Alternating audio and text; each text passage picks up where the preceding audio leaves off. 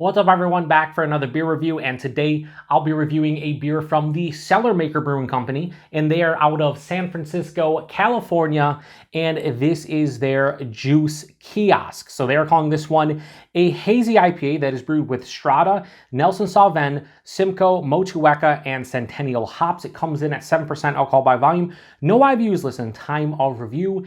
This can is exactly 30 days old. I'm going to give a huge thanks and shout out once again to a friend of mine and a viewer of the channel, Jesse, for hooking me up with this beer. So big thanks to him. In the description box, I'll post a link to the beer mail video I did that contains all the goodies he hooked me up with, and I'm really happy he hooked me up with a Cellarmaker beer because I've never had an actual beer from their brewery. I've had collaborations between them and other half. I had a couple hazy IPAs, and I also had a delicious barrel-aged barley wine called Kentucky Tuxedo, which I reviewed with a good friend of mine and a fellow beer tuber, Matt, over at Master Beer Reviews on his channel, and we loved it. It was delicious. I believe I gave it like a 5 out of 5. It was just top tier, fantastic stuff. So to try Hazy IPA from Cellarmaker, I'm really pumped up about it. Now, the reason why I said it's exactly 30 days old instead of saying like approximately a month old is because it says right on the side of the can, keep cold and drink within 30 days of can date.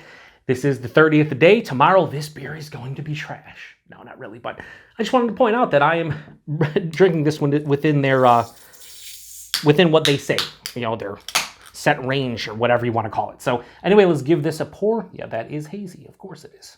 It says Hazy IPA. Why wouldn't it be hazy? Do something like that. Be able to get my nose in there a little bit. Simple label and whatnot. Nothing crazy. I enjoy it. Anyway, yeah. That looks nice. That has a really deep, dark, milky, like orange haze to it. Can't see through it. Super turbid. About a 2.5 finger head that is like an off-white, super creamy looking. Yeah, that looks like a hazy IPA to me. Let's get a nose. Yes. So I'm getting shout out to Hop Butcher for the World. Typically when there's Nelson in a beer and there's white, you get the white grape kind of characteristic. They always say crisp white grapes. That's what I'm getting in the nose. Crisp white, like just, I can't say crisp because I guess I'm not actually eating this yet. And I'm not ever going to eat it. I'm going to drink it. But it has more of like a fresh white grape kind of sensation on the nose. There's peach, there's pineapple, maybe a little bit of like a melon going on. Red berries. Ooh, the red berries are starting to kick up a little bit. Yeah, so I'd say there's white grapes, red berries, pineapple, peach, melon, a touch of like a resinous kind of dank pine quality. Yeah, ooh, this smells really good. It smells like it's going to be fruity, juicy, but also have a nice kind of like backbone of like a piney kind of resinous kind of bitterness. I'm hoping anyway. I've said this on so many hazy hop forward beer reviews, but I like beers. Like if something looks like this, I'm expecting it to be juicy and fruity and whatnot. But I am a big proponent at this point at having like a mild to moderate bitterness on the back end to kind of balance these out, because a lot of hazies can be way too sweet and you don't want to drink more than a can, and sometimes like half the can, you're like, oh, a little bit too sweet. But this smells awesome. So let's get into it. Cheers, everybody, and thanks again to Jesse.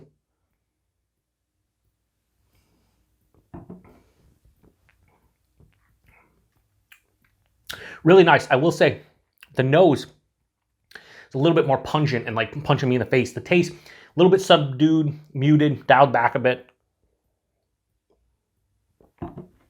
They've done an excellent job with the body and mouthfeel though. Body, medium, maybe a touch over. Mouthfeel, super soft and smooth. A little bit of creaminess, but it's really soft on the palate. Velvet, like it's like a pillow. The taste, I'm getting more like citrus, like grapefruit. Grapefruit, orange, right at the tip of the tongue. It's pithy, it's zesty, it's not super juicy. It's more of like the rind or the outside part of those fruits.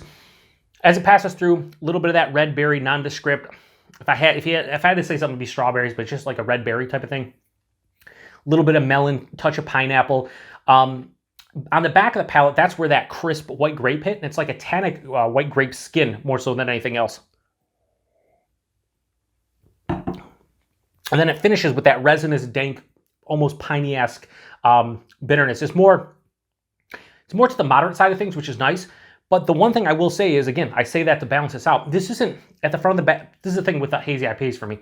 A lot of times, front of the palate, when the malt hits you, and then the hop flavors there, you get juicy, fruity, sweet, saturated type of characteristics. And when I say I want something to be bitter on the back of the palate, I want it to balance out that sweetness, right? This one isn't overly sweet on the front of the palate to begin with, so this leans a little bit more bitter in general. So it's not as balanced as I thought it was going to be. It leans a little bit more bitter in general, and it's not as fruity, as juicy than I anticipated when I was smelling it. And the aroma was just like intoxicating and a lot of fruity, juicy components there, but they didn't carry over as much as I would have liked to see.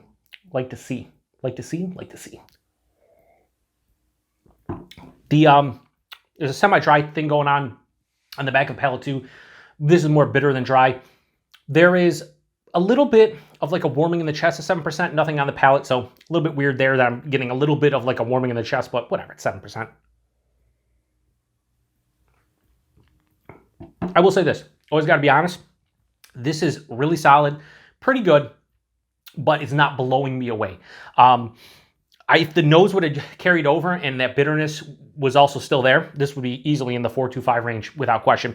I love the mouthfeel on this one. It's the best part about this beer. I would drink this beer for the mouthfeel alone, but the taste falls a little bit flat. And again, this is 30 days old, so you're talking about a month old. And I don't know how this drank fresh, but I can't imagine it's fallen off that quickly. You know what I mean? So this is probably just how the beer is. I like the uniqueness, though. I like that kind of slight West Coast kind of influence, but more of like an East Coast style. It's not quite a blend. It's like 80-20 New England style, but I do enjoy this. I thought it was going to be better based on the nose. So not much more to say about this one. It's pretty good. I've had better. The collaboration between Other Half and Cellarmaker that I had, that Other Half brewed, were definitely better than this. But this isn't a bad beer in the least. Let's go one more sip and then we'll lock in a rating. I think what I'm tasting in terms of like flavor and the balance and whatnot, a little bit leaning more bitter and everything, I think I would probably give this like a 3.75. But I think the mouthfeel bumps this up a decent bit because that mouthfeel is spectacular. So Juice Kiosk from Cellarmaker, I have no problems giving this a low 4 out of 5 and go 3.9 out of 5. I think that's a fair score. I think the mouthfeel bumped it up into the low 4 range for me. If that nose would have translated, this is easily a 4.2, 4.3, something like that, but it just didn't. And, that happened. So not a bad beer. I'll drink the rest of that and enjoy it. And I thank Jesse for sending my way. It was really cool to try a Cellarmaker beer. But this is one that if I lived in California, I could get my hands on their stuff. I probably wouldn't rebuy this one. I'm sure they make better hazies, in their portfolio, so to speak. Anyway, price and availability, this is where Jesse comes in. I'll guess the price point. I would say this is probably $18 to $20 a 4-pack, maybe even $22. It is California. Their triple IPAs are typically $25, $26 a 4-pack. So, that's pretty much what you're looking at in California when it comes to these beers. So $18, $20, I wouldn't buy, I wouldn't purchase this again. But if I never had it before, I'd easily pick that up because that's kind of what the going rate is here in New York for like Other Half beers. So availability, I have no idea. This is where you chime in. Jesse, let me know, or anybody else in the San Francisco area, in the California area, let me know. If you guys see this all over California or if it's just, local to the Bay Area.